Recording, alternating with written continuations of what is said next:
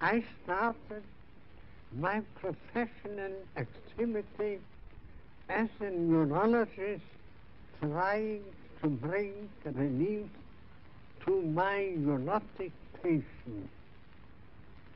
Under the influence of an older friend and by my own efforts, I discovered some important new facts about the unconscious in psychic life, the role of instinctual urges, and so on. Out of these findings grew a new science, psychoanalysis, a part of psychology, as a new method of treatment of the neurosis.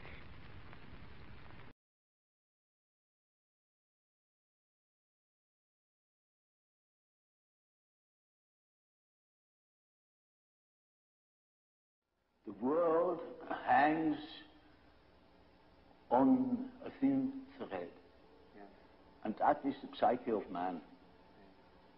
Nowadays we are not threatened by elementary catastrophes. There is no such thing as an H-bomb. That is all man's doing. We are the great danger. The psyche is the great danger. What if something goes wrong with the psyche? See? And so you see, it is demonstrated to us in our days what the power of the psyche is of man, how important it is to know something about it, but we know nothing about it. Nobody would give credit to the idea that the psychical processes of the ordinary man have any importance whatever. One thinks, oh, he has just what he has in his head. It is all from his surrounding. He's taught such a thing, believes such a thing. And particularly if he's well housed and well fed, then he has no ideas at all. And that's the great mistake. Because he is just that as which he is born, and he is not born as tabula rasa, but as a reality.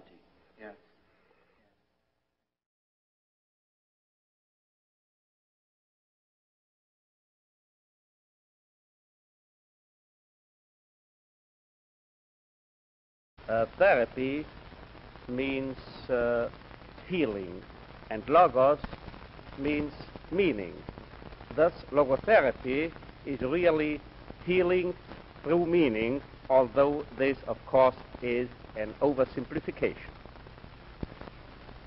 In which respect does it speak to a present need? One gets this impression, for instance, by the fact that my book, which has the title Man's Search for Meaning, has been printed in 300,000 copies, only the paperback edition. I wouldn't say that this constitutes an achievement or an accomplishment on my part, but in the first place, one should evaluate this in terms of a symptom on the part of the mass neurosis. In fact, today, the search for meaning is what has become frustrated, and people, our patients, complain that they cannot see any longer a meaning or purpose in their lives, and this feeling of meaninglessness, of emptiness, and of a vacuum, an inner void, is what induces them to come to psychiatry. Existential vacuum? That's right, and this constitutes a challenge to psychiatry today. How can psychiatry cope with it, and can a psychiatrist give meaning? By no means. The patient must find the meaning of his life himself. However, a psychiatrist may well make a patient aware of the fact that life, in principle, never ceases to hold a meaning for each and every person.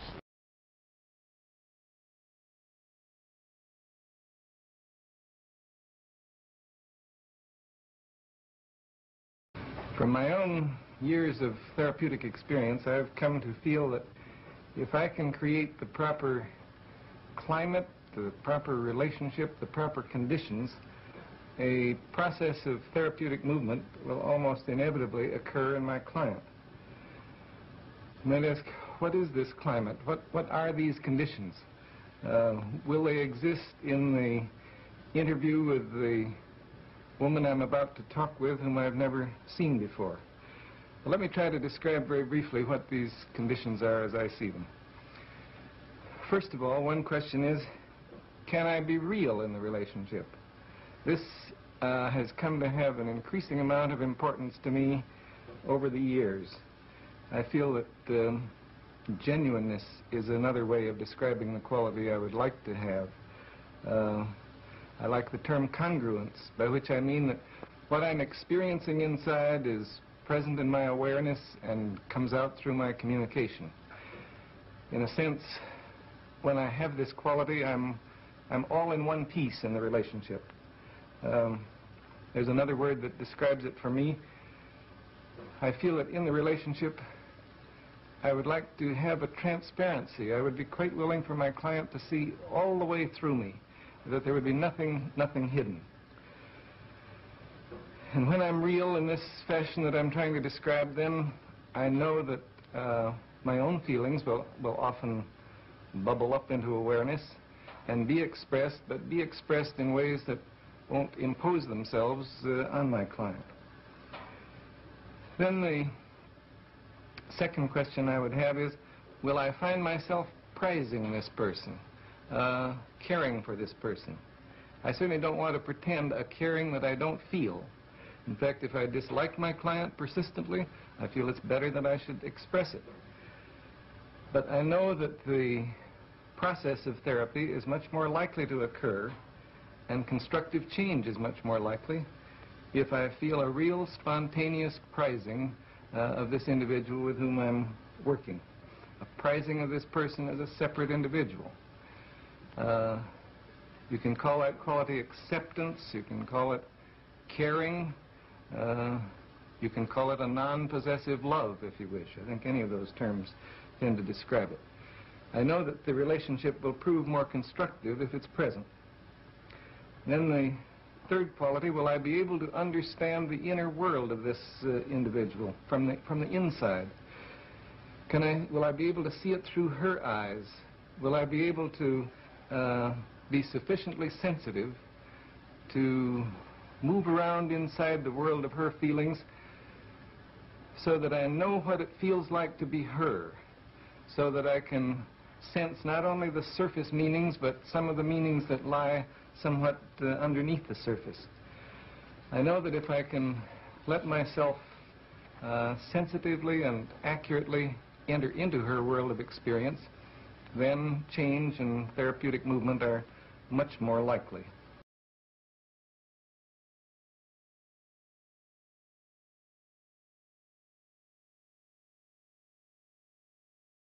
Now, I think anxiety is associated with creativity. When you're in a situation of anxiety, you can, of course, run away from it, and that's certainly not constructive. Or you can take a few pills to get you over it, or cocaine, or whatever else you may take. You could meditate. Well, you could meditate, but I think none of those things, including meditation, which I happen to believe in, but none of those paths lead you to creative activity. What anxiety means is it's as though the world is knocking at your door, and you need to create, you need to make something, you need to do something. And I think anxiety thus is for people who have found their own heart and their own souls. For them it is a stimulus toward creativity, toward courage. It's what makes us human beings. Psychotherapy is facing a very profound crisis. I think the teaching of the fathers, Freud and Jung and Rank and Adler, has been in this crisis almost completely lost. And the problem is that psychotherapy becomes more and more system of gimmicks. People have special ways of doing their own therapy. They learn which particular buttons to push. They're taught various techniques by which they can so that they could at least cure this isolated symptom or that. Now that wasn't the purpose at all of Freud and Jung and the rest of the really great men who began our field. Their purpose was to make the unconscious conscious. And there's a great deal of difference between that. Now the gimmick approach leads to a general boredom. And the reason there's so many new systems of psychotherapy that spring up, every time you turn around there's a new system. 300 or 400 now that exist of this kind of therapy, that kind. The reason that this happens is that people are simply bored. As a therapist are bored. And they have to find some new gimmick in order to make it amusing, at least to them. Now they're bored because they deal with the minor problems of life. They patch a person up and send you out again. I don't regard that as real therapy at all. The therapy that is important, as I see it, is the therapy that enlarges the person, makes the unconscious conscious. It enlarges our view, it enlarges our experience, makes us more sensitive, it enlarges our intellectual capacities as well as other capacities. Now this is what Freud was setting out to do. It's what Jung was trying to do. So Adler and Otto Rank, these people never talk about these gimmicks. It just didn't interest them. What did interest them was making a new person.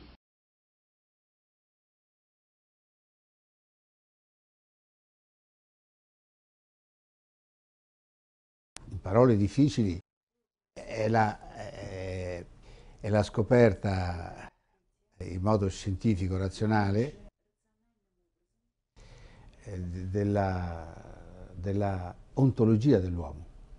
In concreto, se io per esempio devo capire una persona o curarla,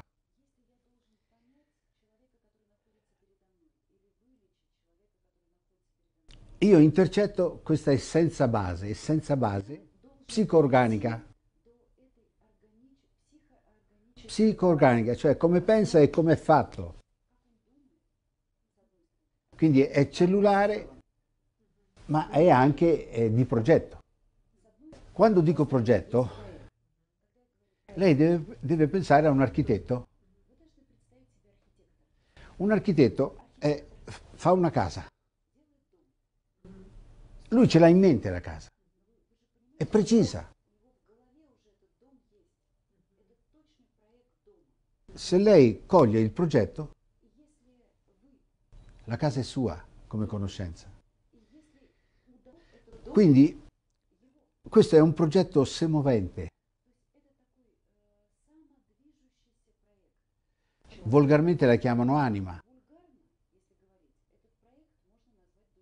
ma è una cosa seria, una cosa che non si lascia rovinare, non si lascia manipolare.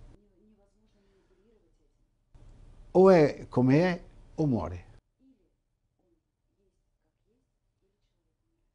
E cioè, ho scoperto qual è il processo base dell'essere, esistere uomo. Quest'uomo, non in genere. Io prendo uno schizofrenico. Ok, c'è qualcosa che non funziona in lui, d'accordo. Ma io per sapere che cos'è che non funziona, non prendo il criterio dalla società, o dai medici, o dai parenti.